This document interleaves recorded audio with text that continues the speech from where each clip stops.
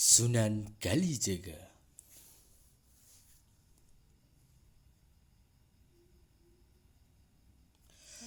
Sunan Kalijaga adalah salah satu anggota dari Wali Songo.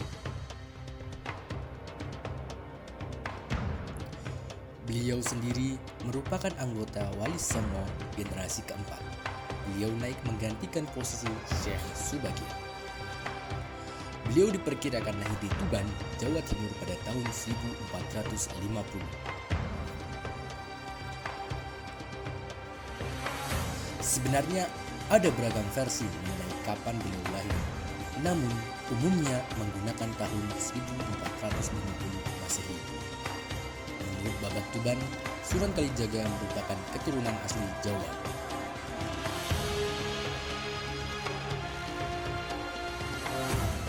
Beliau pun dijelaskan merupakan putra dari seorang adipati Tuban bernama Tumenggung Wilaktika.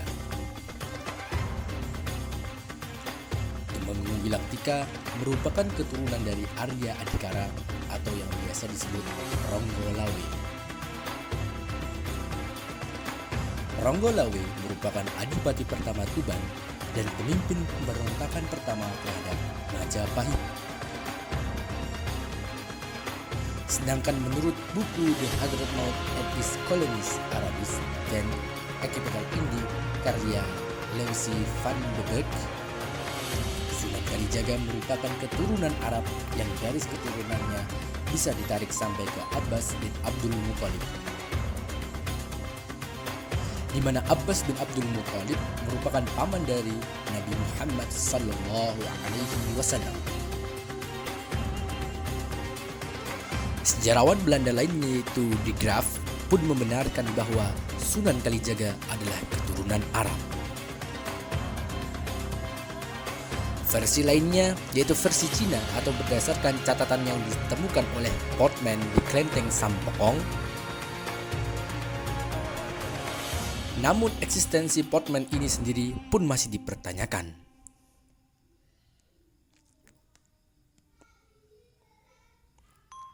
Sunan Kalijaga mempunyai nama kecil yang dikenal sebagai Raden Said.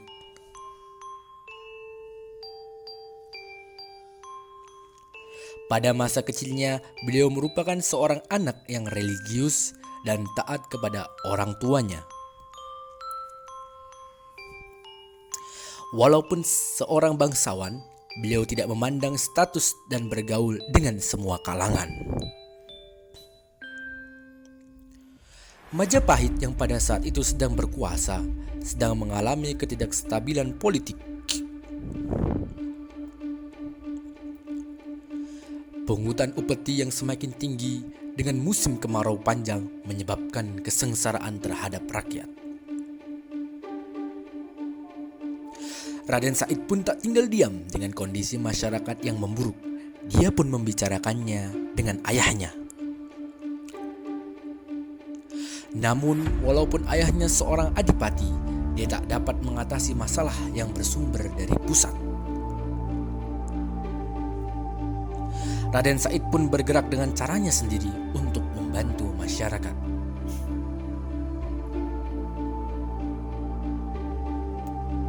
Dalam hal ini terdapat dua versi sejarah terkait tindakan yang dilakukan Raden Said.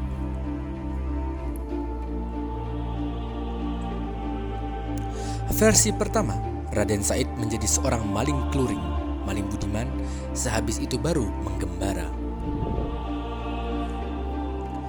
Sedangkan versi yang kedua langsung mengisahkan bahwa Raden Said melakukan pengembaraan ke berbagai daerah.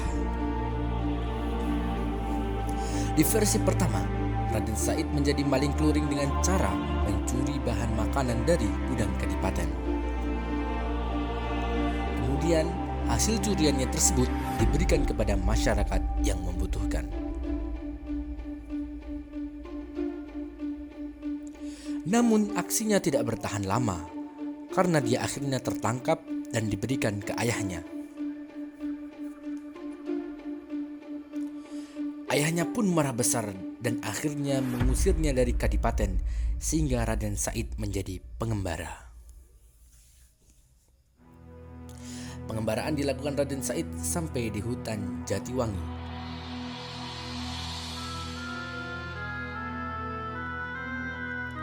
Raden Said pun masih melanjutkan aksinya mencuri dari saudagar kaya untuk diberikan kepada masyarakat miskin.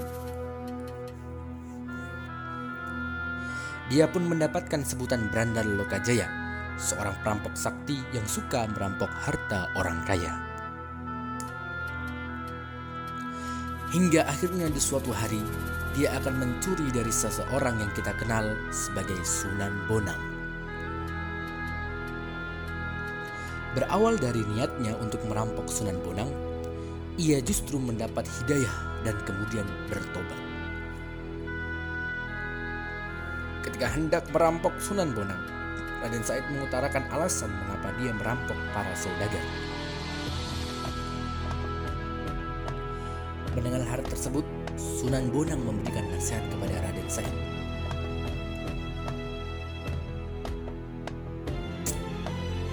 Perbuatan mulia yang dilakukan dengan cara yang bertentangan dengan ajaran agama merupakan kesalahan. Raden Said pun kemudian tersadar dan memutuskan untuk berguru pada Sunan Bonang. Dalam Serat Lokajaya dikisahkan bahwa Sunan Bonang mengeluarkan kesaktiannya untuk mengalahkan Raden Said. Sunan Bonang menjelma menjadi 4 dan membuat Raden Said mati kutu ketika melawannya. Di bawah bimbingan Sunan Bonang, Raden Said diberikan pelajaran pertama.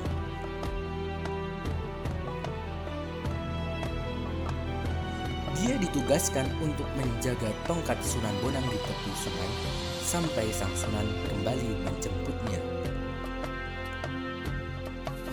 Menurut keterangan dari Babat Tanah Jawi, dari sinilah Raden Said mendapatkan nama Kalijaga. Namun hal tersebut berbeda dengan pendapat dari Prof. Dr. Hosen Jajadiningrat. Beliau mengatakan bahwa penamaannya tak sesuai dengan corak logat Jawa, harusnya Jogo Kali dan bukan Kalijogo.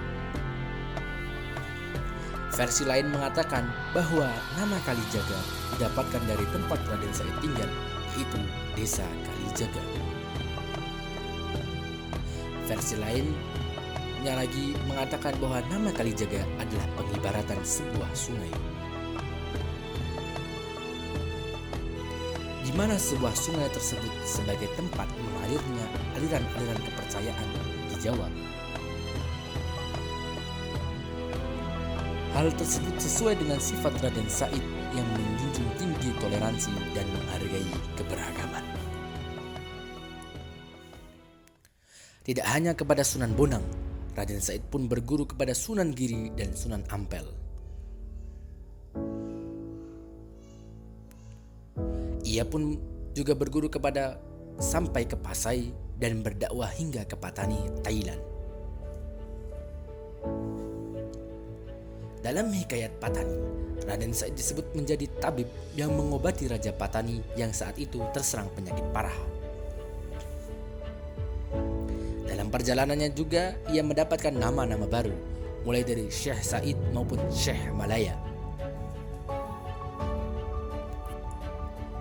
Setelah kembali ke Jawa dari perguruannya, Raden Said pun diangkat sebagai Wali Songo angkatan keempat pada tahun 1463. Dia pun lebih dikenal dengan nama Sunan Kalijogo dan menjadi ulama termuda yang diangkat sebagai wali. Pengangkatan Raden Said menjadi salah satu Wali Songo berdasarkan usulan Sunan Bonang.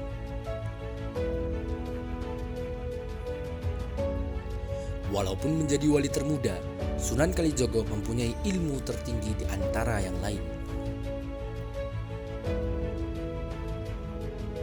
Selain itu, Sunan Kalijogo juga mempunyai waktu paling lama dalam menjalankan dakwahnya. Sunan Kalijogo melakukan dakwahnya dengan pindah dari satu tempat ke tempat lainnya.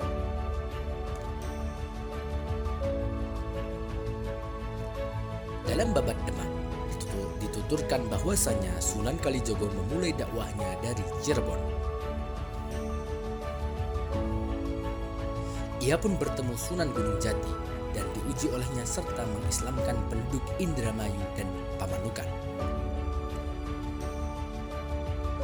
Pengembaraannya sampai ke berbagai tempat, contohnya Bintoro dan Demak.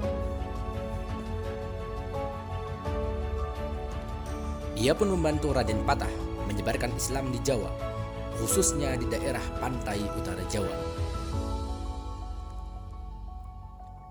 Atas jasanya, Sunan Kalijogo diberikan tanah perdikan di bumi Kadilangu.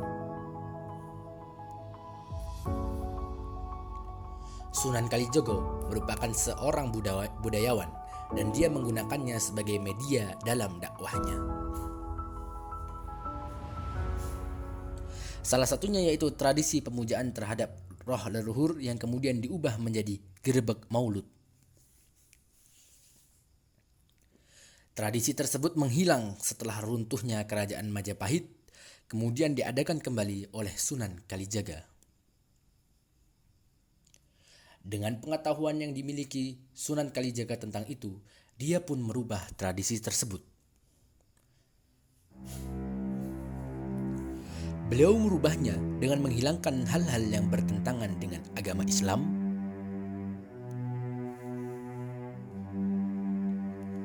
selain gerebek maulud, ada juga kenduri atau selamatan sebagai warisan Sunan Kalijogo. Dalam bidang politik, Sunan Kalijaga berperan sebagai guru atau pengasuh dari tokoh-tokoh berpengaruh di masyarakat. Tokoh-tokoh tersebut diantaranya Sunan Pandanaran, Syekh Dombo, Pangeran Cokrojoyo, Sunan Geseng, dan lainnya. Sunan Kalijaga dikisahkan memiliki 3 istri. Yang pertama, Dewi Saroh bin Maulana Ishak.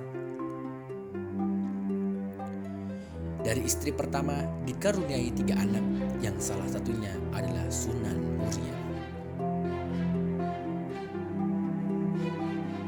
Istri kedua yaitu Siti Zainab bin Sunan Gunung Jati, dikaruniai 5 anak yang salah satunya adalah Ratu Pembayun. Dari istri yang ketiga adalah Hafsan bin Sunan Ampel, namun untuk yang ketiga ini masih dilakukan kebenarannya. Akhir hayat Sunan Kalijaga tidak diterangkan secara jelas dalam berbagai naskah sejarah. Namun dalam Babad Tanah Jawi, Sunan Kalijaga dikisahkan hidup pada 4 era dekade pemerintahan. Mulai masa Majapahit sebelum 1478, Kesultanan Demak 1481 sampai 1546, Kesultanan Pajang 1546 sampai 1568 Masehi, hingga awal pemerintahan Mataram 1580-an. Dalam babad tersebut juga dituturkan bahwa beliau mengunjungi kediaman Senopati di Mataram sebelum wafat. Sunan Kalijaga merupakan sosok penting yang berperan besar dalam penyebaran ajaran Islam di tanah Jawa. Kebijaksanaannya tak dapat dipungkiri telah menginspirasi masyarakat Jawa dari zaman ke zaman. Makam beliau di Kadilangu, Demak pun tak pernah sepi dari kunjungan peziarah dari berbagai wilayah di Indonesia. Sunan Kalijaga secara fisik mungkin memang sudah tiada, namun kebijaksanaannya akan selalu hidup di hati orang-orang yang mengingatnya. Ia tak akan pernah mati karena kitalah yang akan terus menghidupkannya.